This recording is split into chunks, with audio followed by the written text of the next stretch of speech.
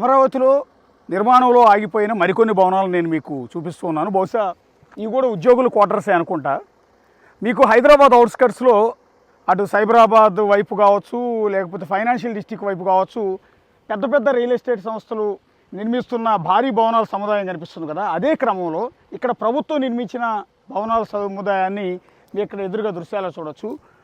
1, 2, 3, 4, 5, 6, 7, 8, 9, 10 దాదాపు 10 టవర్లు ఒకవైపు, ఇంకో 10 టవర్లు వెనక వైపు కనిపిస్తున్నాయి. అంటే కొన్ని వేల ఫ్లాట్లు ఉద్యోగస్తులు నివాసం ఉండటానికి అప్పటి ఏపీ ప్రభుత్వం నిర్మాణం మొదలుపెట్టింది.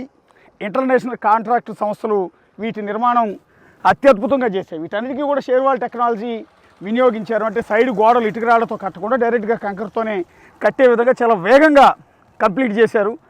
సో ఆ తర్వాత ప్రభుత్వం మారిపోవటం, సో ఇక్కడ అమరావతి మీద కావచ్చు, ఈ రాజధాని మీద కొత్త ప్రభుత్వం వ్యతిరేకత చూపించిన నేపథ్యంలో ఈ నిర్మాణాలు అర్ధాంతరంగా అయిపోయాయి.